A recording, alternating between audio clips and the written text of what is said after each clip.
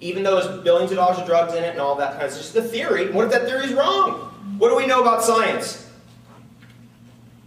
The old theories usually turn out to be wrong. We know that's a fact, don't we? We know that's a fact. It's never, we've seen that over our history, we got a little bit better. And that's why I believe in technology. All technology, I kind of became a Luddite. How many people know what the word Luddite means? I don't. A Luddite is someone who just goes, I don't want any technology around me. Yeah, It's all bad. I like that too. Yeah, I was kind of like that. I became a Luddite. But then I through the research that I started doing, I thought, God, we got into this problem technologically. Can we get out of the problem, our environmental problem, technologically?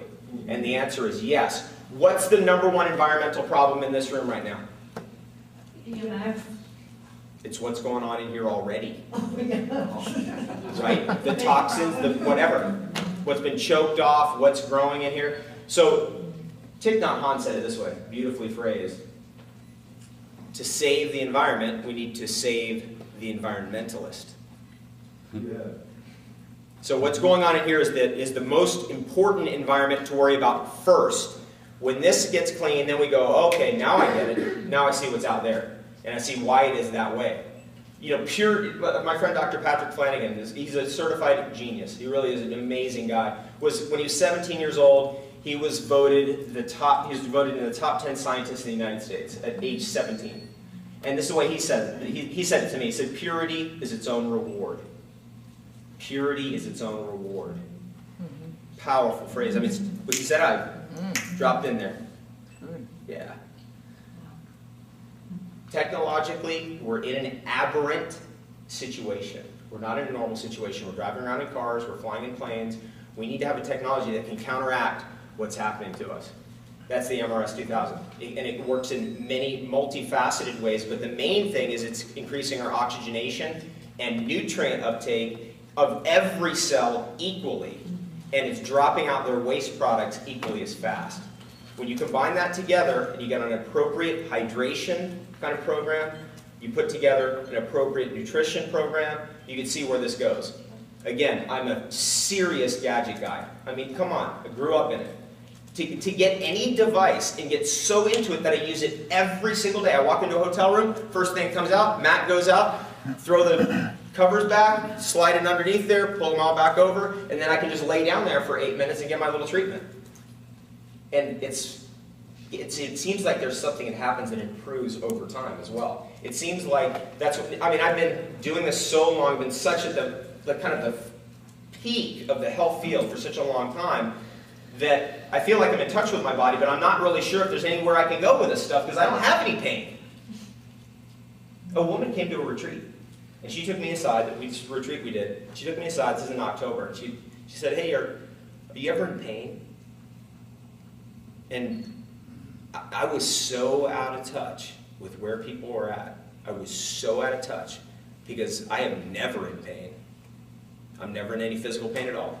Doesn't matter what I do, doesn't matter if I'm in a flight, red-eye. I took the red-eye the other day out of Hawaii, and I was like 3 hours cramped up like this, you know, worst neck position ever. Got out of there like this, got home, put the mat out, laid down 8 minutes, gone. I mean, that is a technology.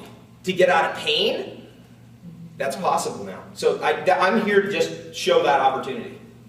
That if it's no way, then there's a way. If there's no choice, there's a choice, always. And we've got to kind of narrowly escape kind of where we're heading. If we don't do that, it's kind of the abyss for all of us. And in order to do that, it ain't about going out there and stopping, you know, some nuclear warship. It's about cleaning up what's in here first and pointing in here first. And once we purify this thing, then I guess we're in a state where we have enough personal ability and skill to go out and then share it with others. And that technology here has been part of that for me. Now, let me tell you about Wolfgang, what he won't tell you, from the little that I know of him. Okay. Wolfie and I share this passion, we come from our heart. You know, I do the work that I do. I've done it every day, nonstop for 15 years, all day long. I've done it for free. I've gone into inner city schools, and I know that's how Wolfie is. Because it's not about the money, it's about the service, and it's also about the fun. That's the most important thing. Money it's never even been a thought in my head, ever. It's just as long as the business can turn the numbers and everything can work, it's like, okay, let those guys handle it. You know, I need to do this work on the other side. There's very few, surprisingly enough, there's very few CEOs that I know of that are in that state of consciousness.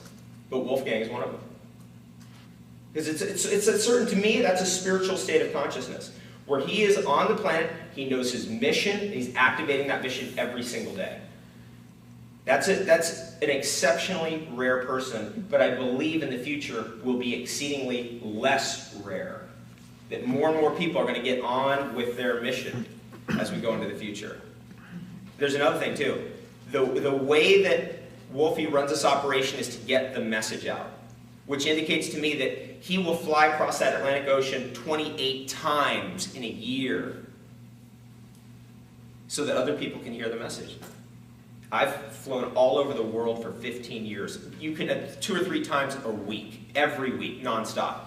There comes a point where you go, man, I got to slow down, but you sacrifice the ability to get the message out. So for me, it was like, nope, can't do that. Got to keep going. Boom, get right back on it. So I've been there, know where he's coming from. So I know that that kind of work schedule, he has the money, he can slow it down if he wants. He doesn't have to do that. But he doesn't. Why? Because the message needs to go out. He's got people around the world, they're calling him saying, hey, Wolfe, you know, Los Angeles, California. And he'll fly all the way out here for us to do this event. Not awesome. Wolfe was a professional hockey player in Germany. And he's going to tell you his story. But, you know, one of my best friends who I just stayed in Hawaii with for 10 days is a cancer survivor. And so is Wolfe. And when you go through that, it's never quite gone out of your consciousness. You know, Wolfe said it best last time I saw you. You said it best. It's something's wrong in your body, you don't feel right, you immediately think cancer's back. So some of us who've never dealt with cancer have no idea what that's like up here. But when you have dealt with it, then you know what it's like up here. His research led him to this technology, and he's still alive and kicking over here. How long has it been? 15 years?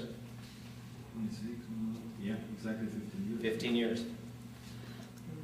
Yeah. So you just never know someone's real story. You never know what kind of pain a person has been in.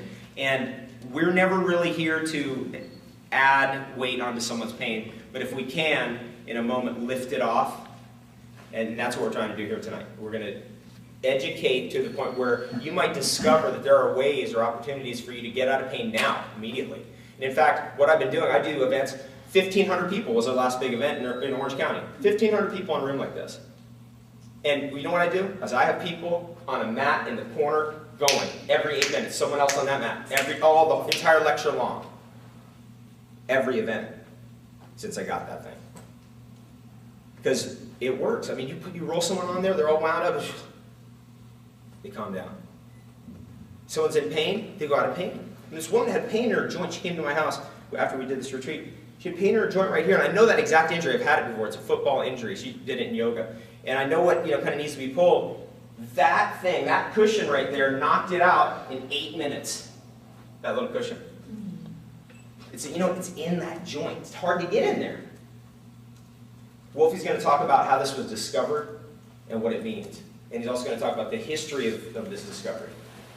It's really incredible. It's a medical device has to be done in the certification course that's being done here this weekend.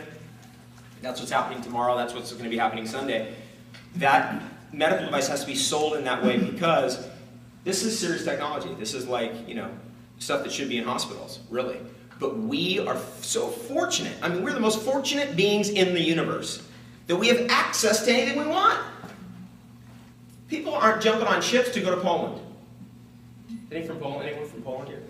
They're not like jumping on life rafts trying to get. We're almost at Poland. What are they doing? They're jumping on ships to get over here. What's going on over here that's different from over there?